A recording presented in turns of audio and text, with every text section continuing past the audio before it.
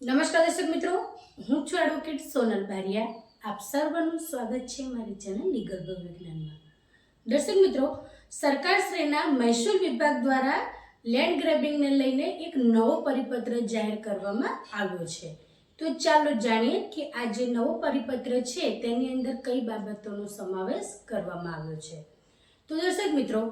વર્ષ 2020નો કહી શકીએ કે લેન્ડ ગ્રેબિંગનો કાયદો એક નવો આવ્યો, જેની અંદર આપણે કહી શકીએ કે જમીન પચાવી પાડવાનો કાયદો, કે જેની અંદર જે વ્યક્તિની જમીન કોઈ વ્યક્તિએ જો પડાવી લીધી હોય ગેરકાયદેસર રીતે, તો તેને ન્યાય મળતો. અને ન્યાય મેળવવા માટે ક્યાં જવું પડતું? તો કલેક્ટર સાહેબશ્રી પાસે અરજી કરવાની રહેતી હતી. પરંતુ દર્શક મિત્રો, આ જે લેન્ડ ગ્રેબિંગનો કાયદો છે 2020, એ અંતર્ગત ઘણા બધા એવા કેસો આવ્યા કે જેની અંદર લેન્ડ ગ્રેબિંગ કદાચ લાગુ જ ન પડતું હોય, પરંતુ દરેક વ્યક્તિ ઉપર કંઈ ના કંઈ બાબતની અંદર જમીન પચાવી પાડેલી છે તેવા આક્ષેપો સાથે ઘણા બધા લેન્ડ ગ્રેબિંગના કેસો કરવામાં આવેલા છે. એટલે આની અંદર એક પરિપત્ર જાહેર કરવામાં આવ્યો હમણાં વર્ષ 2026 એપ્રિલની અંદર. તો એની અંદર એવું કહેવામાં આવ્યું કે જો તમારી જે પણ જમીન છે એ જમીનની અંદર જો સિવિલ મેટર હશે તો તેવા સંજોગો દરમિયાન તમે લેન્ડ ગ્રેબિંગનો કેસ નહીં કરી શકો, અથવા તો જે કલેક્ટર સાહેબશ્રી પાસે તમે લેન્ડ ગ્રેબિંગની અરજી કરો છો એ માન્ય નહીં ગણાય. એનું કારણ એ છે કે જો તમારો જે કેસ છે એ સિવિલનો હોય, એટલે કે તમારો કોર્ટની અંદર એ કેસ ચલાવાય એવું હોય, અને તમે એની ઉપર લેન્ડ ગ્રેબિંગનો જો આક્ષેપ મૂકીને તમે લેન્ડ ગ્રેબિંગનો કેસ કરો છો, તો એવો તમારો જે કેસ છે એ સિવિલ કોર્ટની અંદર જશે. દર્શક મિત્રો, હજી વધુ સ્પષ્ટ પ્રમાણે કહીએ તો જ્યારે ધારો કે કોઈ વ્યક્તિને તમે જમીન લાંબા સમય માટે વાપરવા માટે આપેલી હોય, પરંતુ એ વ્યક્તિ જો એ કમસે કમ 20 વર્ષ 30 વર્ષથી ત્યાં આગળ જ તમે જે એના ઉપયોગ હેતુ આપી હોય, અને પછીથી તમે ડાયરેક્ટ કેસ કરો છો કે આ જે જમીન છે એ મારી લેન્ડ ગ્રેબિંગ એક્ટ હેઠળ આ જે વ્યક્તિ છે એને પડાવી લીધી છે, પરંતુ જ્યારે તેની તપાસ થાય અને તપાસના અંતે એવું સાબિત થાય કે એ જે જમીન છે એ તમે જે તે વ્યક્તિને આપેલી છે ઉપયોગ કરવા અર્થે, અને એ જે જમીન છે એ ઉપયોગ કરવા માટે તમે જે સમયગાળો આપ્યો છે એ સમયગાળા અંદર તમે એવું કહી શકો કે ચાલો 20 વર્ષનો છે કે 30 વર્ષથી વ્યક્તિનો ઓલરેડી એ જમીન પર કબજો છે જ, તો આવા સંજોગો દરમિયાન તમે પછી એ વ્યક્તિ ઉપર લેન્ડ ગ્રેબિંગનો કેસ ન કરી શકો. પરંતુ દર્શક મિત્રો, જે વ્યક્તિને તમે તમારી જે જમીન છે એનો ઉપયોગ કરવા માટે જો આપેલી હોય, તો એ વ્યક્તિ તમને તમારો કબજો પરત ન કરે આટલા વર્ષો પછી પણ, અને તમારી વચ્ચે ખાલી કરાર થયેલો હોય કે આટલા વર્ષ સુધી તું આ જે મારી જમીન છે એનો ઉપયોગ કર, પરંતુ જો એ સ્વેચ્છાએ એમનો જે કબજો છે એ તમને ન આપે, તો આવા સંજોગો દરમિયાન તમારે સિવિલ કોર્ટની અંદર જ કેસ કરવાનો રહે છે, નહીં કે તમારે લેન્ડ ગ્રેબિંગ અંતર્ગત કલેક્ટર સાહેબને કેસ કરવાનો રહે છે. એટલે આવા ઘણા બધા મૂંઝવણભર્યા જે પ્રશ્નો હતા તે અંતર્ગત આ જે નવો પરિપત્ર જાહેર કરવામાં આવ્યો તેની અંદર સ્પષ્ટપણે કહેવામાં આવ્યું કે કોઈ વ્યક્તિને તમે લાંબા સમયથી કોઈ તમારી જે જમીન છે એનો કબજો સોંપેલો હોય, અથવા તો તમે એને ગીરવે મૂકેલું હોય અને પછીથી તમે એવો કેસ કરો કે આ જે જમીન છે એ મારી લેન્ડ ગ્રેબિંગ અંતર્ગત આ વ્યક્તિએ પડાવી લીધેલી છે, તો એવા સંજોગોમાં પણ તમે લેન્ડ ગ્રેબિંગનો કેસ નહીં કરી શકો. બીજી વાત એ છે કે જ્યારે તમે તમારી જે મિલકત છે એને તમે ભાડુઆત તરીકે કોઈ વ્યક્તિને આપો છો, અને એ ભાડુઆત જો તમારી મિલકતની અંદરથી કબજો ખાલી ન કરે, તો આવા સંજોગોમાં પણ તમે લેન્ડ ગ્રેબિંગનો કેસ ન કરી શકો, કારણ કે જે વ્યક્તિને તમે ભાડુઆત તરીકે રાખેલા છે એ વ્યક્તિ જો સ્વેચ્છાએ એમનો કબજો તમને ન આપે તમારી મિલકતનો, તો એની માટે પણ તમારે સિવિલ કેસ કરવો પડે છે.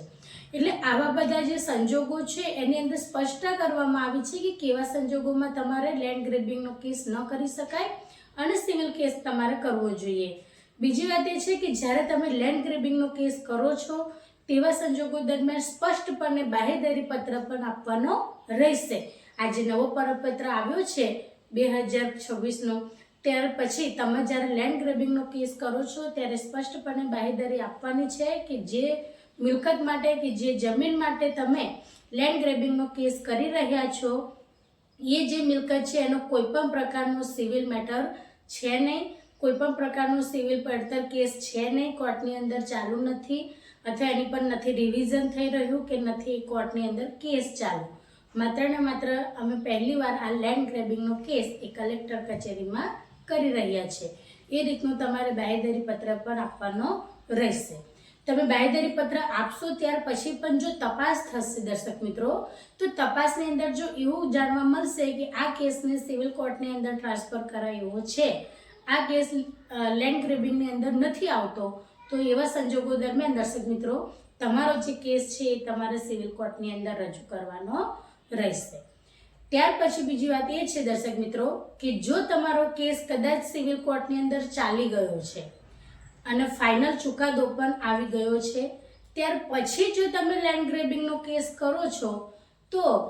જે તમે લેન્ડ ગ્રેબિંગનો કેસ કરો છો ત્યાર પછી એની તપાસ થાય તો જે તે અધિકારી છે એ સત્તા અધિકારી દ્વારા તમને એવું પણ કહેવામાં આવી શકે કે તમારો જે સિવિલ કેસ હતો એનો ચુકાદો આવી ગયો છે, પરંતુ એ ચુકાદાની અંદર તમે ઉપર હજી અપીલમાં પણ જઈ શકો છો. એટલે તમે અપીલની પણ કાર્યવાહી કરો અને ત્યારબાદ તમે ત્યાં આગળથી જે તે નિર્ણય આવે ત્યારબાદ તમે લેન્ડ ગ્રેબિંગનો કેસ કરી શકો છો. એટલે